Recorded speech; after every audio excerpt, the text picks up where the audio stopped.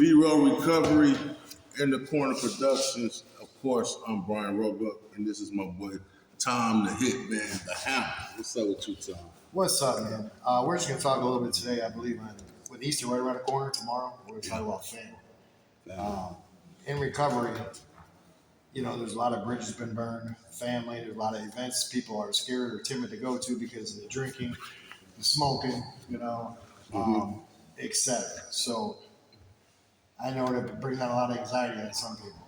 For sure. So what do you think about that? I think if you have a sobriety or any type of that type of issue, sobriety, you're going over family members' houses that may be drinking or partying in any shape, form, or fashion, you might just want to go over there and say hi and get you something to eat and keep it pushing. That's what I would do personally.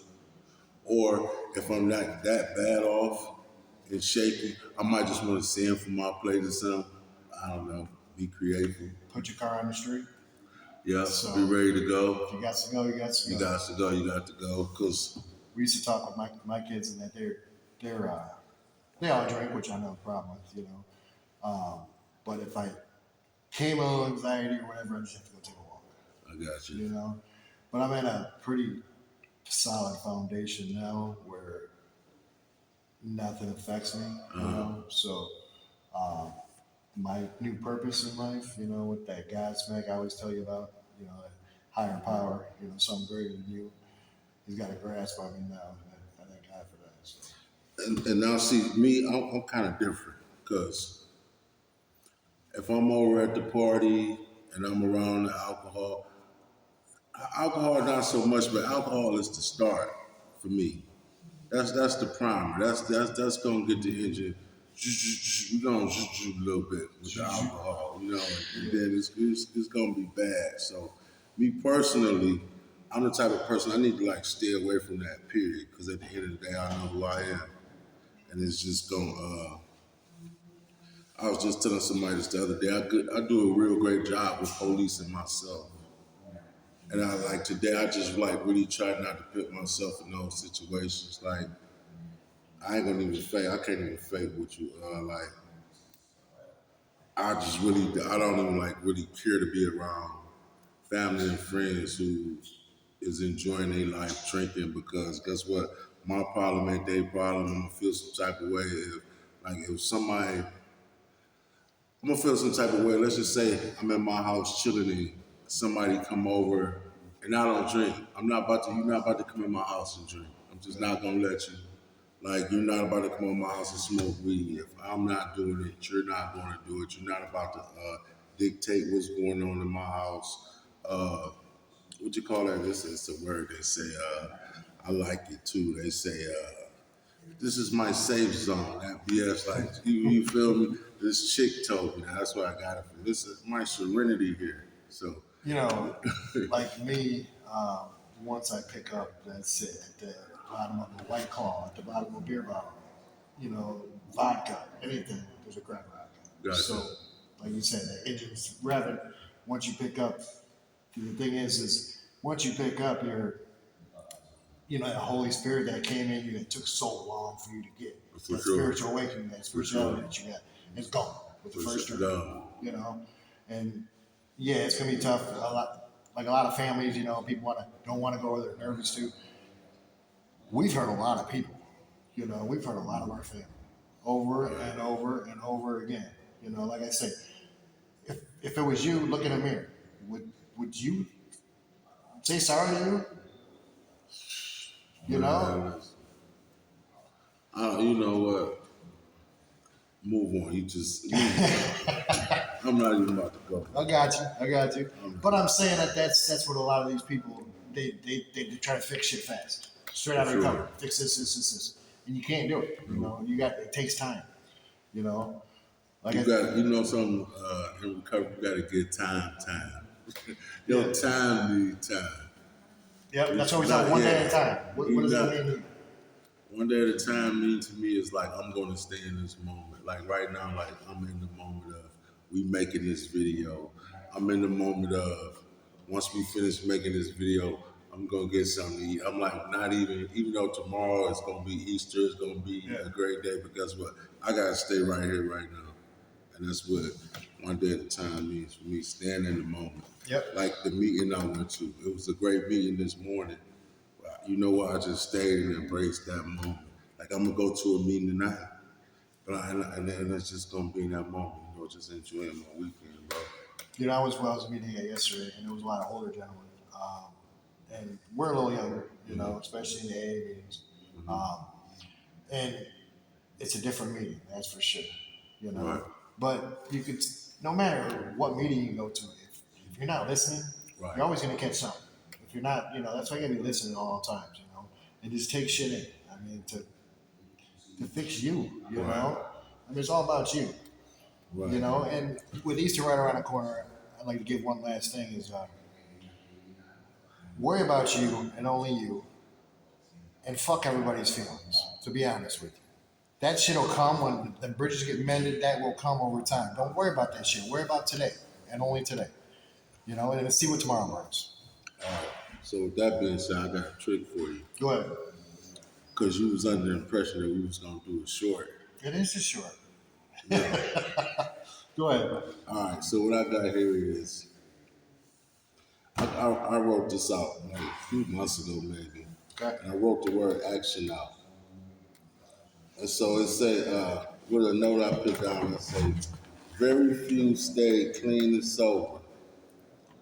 Put action into your recovery. Okay. So, like, explain to the people what type of action is you putting in your recovery just for the day. Action. I drove from Toledo. I come out to see Brian.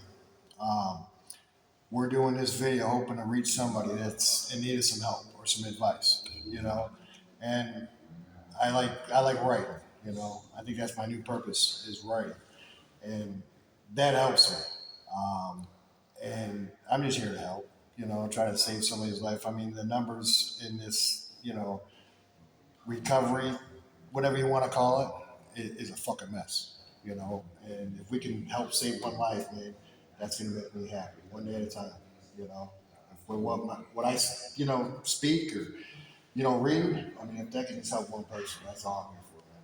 For sure. Something else I got for you. Go Cause see, like what people don't know behind the scenes is I challenged this guy to do a lot, and he steps up to the plate. I give it to him. Practicing discipline. How do you practice discipline today? Be aware of my surroundings.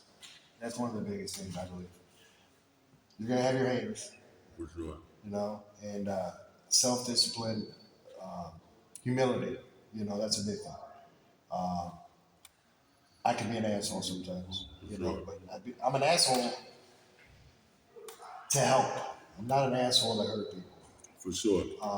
The humility is where that comes into play, and be humble. For sure. For You know, sure. but that gives me the self-discipline I believe I need. You know, without that, without God, I'm gonna tell you right now, that's my self-discipline. For sure. All right, so I'll take some of the burden off you. For number 4, I wrote down trial and error. Because it's a lot. We learn that, especially early in recovery. And you know what? Down the road in recovery, trial and error is so huge to me, man. Just not to make those same mistakes. Relapse? Is that what you're talking about? Like, I'll give you an example of what trial and error. I'll tell you what some trial and error could be for me. Trial and error could be for me is, boom, I'm fresh off in recovery, and the first thing I want to do is I need this girl now. That's an error. That's not going to work for me. I need to take this time to focus on myself. But of course, I need the girlfriend. Boom, I need the job, and I understand that you need a job to survive. I get it and understand, but guess what? That could be error. Because I couldn't tell you how many times I went and got the job and lasted a paycheck or two. That's the type of trial and error I'm talking about. First off, rehab romance, kick that shit out the fucking door. Shit don't work. You know, like I said, worry about you. And you talk about job. That'll come, man, if you're living the right way, For sure. day by day. For sure.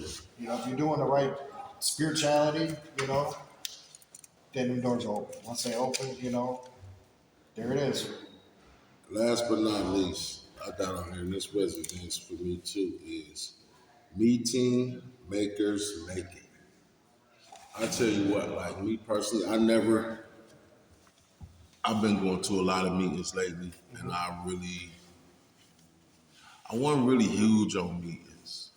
But you know what? I just learned from getting myself together, fucking up, getting back together, messing up. I just learned I gotta do something different. Some got to change, man. Somebody told me one day, if nothing changes, nothing changes. And that shit sound cliche, but it's the truth. So, hey, like I explain to people, young guys who I try to take up under my wing, I try to explain to them. Because they'll get mad at me in a minute. Because guess what? In the morning, I'm sending out texts, I'm making phone calls. Guess what? It's nothing that I want to do. But it helps me. I had a guy message me today. I messaged him good morning a week ago and have been sending him good mornings every day. And he finally texted me today and said, Brian, I'm sorry, I've just not seen this. I said, it's fine. I'm not even doing it for you. I couldn't tell you how many times I get text messages back. And people telling me, oh, my bad, I didn't see it. I don't care if you never seen it. Until you tell me to stop texting your phone or stop calling your phone, I'm going to do it. Because at the end of the day, I'm doing it for me. Yeah. And that's just why I'm at with that. But man, No, I think that's good, man. I mean, experience. You've been to these rehabs, you've been to these sober houses, just looking at somebody's face if they're real or not, right, if they're sure. ready or not. Right, for sure. Yeah, you like I said, don't be surprised the ones that leave, be surprised the ones that stay. For sure. The experience is what we've been through some hell. Yeah. We've hit rock bottom. For sure, plenty of times. But I truly don't believe you have to hit rock bottom before you can change. I think if you've got the right people around you, because experience, you go in these meetings, they've been sober 20 years. How? Ask them. I mean, that's the thing, that people don't ask questions. You got to ask questions and keep your ears open and listen. And that's one of the biggest things in AA meetings, NA meetings, sober houses, rehabs. Fucking listen and fucking do it. That's it. Bottom line. Yeah, but it's pretty unfortunate. A lot of people most definitely got to hit rock bottom. That's just the nature of the business, man. Yeah. Like, you really wish. It's sad. Like, put it like this. I can look and see. Put it like this. I fucking know what's going to happen to me if I go pick up. And guess what? This brain of mine will still tell me to go pick up. And guess what? I still will. And guess what? Everything is fucking lost in 6 weeks. So let's just start there. Yeah. But thanks for coming out, dog. Yeah, for real. We're We're going to be doing this every week, and we're also going to be starting a live podcast on Facebook. So tune in, join us. We should be doing one tonight with Brian, Carter, and myself. So thanks, guys.